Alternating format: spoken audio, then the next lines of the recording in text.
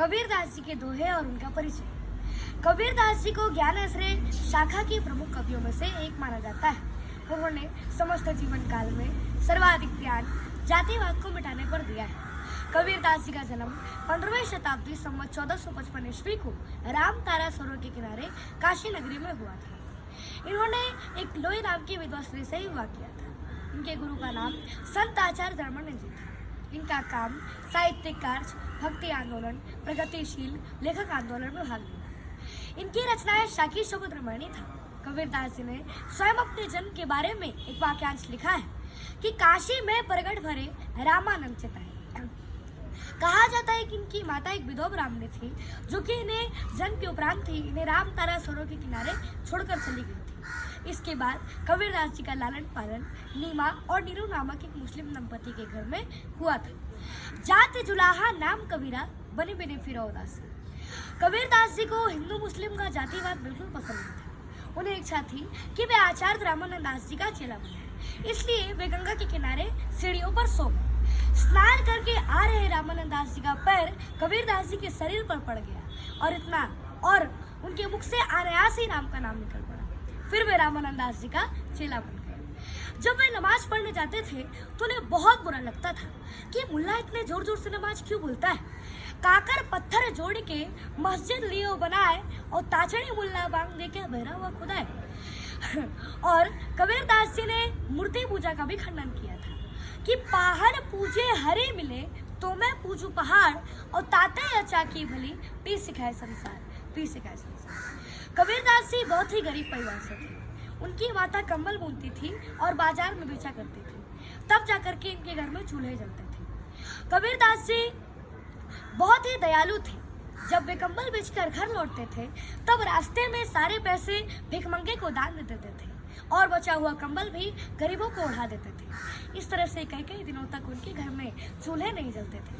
कबीरदास जी की माता बहुत रोती थी और गुस्से में कहती थी कि रोई रोई कहे कबीरा के माई, कबीरा मरियो न जाए। कबीरदास जी को एक बेटा और एक बेटी भी थी, जिसका नाम कमाल और कमाली था। लोगों की मान्यता है कि काशी में मरने पर स्वर्ग की प्राप्ति होती है और मगहर में मरने पर नरक मिलता है। इस मान्यता को गलत साबित करने के लिए वे मगहर में ही जा बसे। 1575 ईस्वी में इनकी मृत्यु मगहर में हो गई थी। जब कबीरदास जी की मृत्यु हुई तो हिंदू और मुस्लिम दोनों में विवाद हो गया। हिंदुओं ने कहा कि उनका दाह संस्कार करेंगे और मुस्लिमों ने कहा कि हम इन्हें दफनाएंगे। हिंदू मुस्लिम का विवाद जौ गाते हुए रखी की रखी रह गई और कबीरदास जी का शव फूलों में परिवर्तित हो गया। हिंदू और मुस्लिम दोनों ने मिलकर फूलों को आधा आधा बांट लिया। कबीरदास जी की उल्टी वाणी बरसे कमल भेंगे पानी। कबीरा संगति साधु की जोगंधी के वास और जो कुछ गंदी दे नहीं तो भी वास सुवास। ऐसी वाणी बोलिए मन का आपा खोए औरों को शीतल करे आपा शीतल होए। गुरु गोविंद दो खड़े काकी लागू पाए बलिहारी गुरु आपने गोविंदियों मिलाए।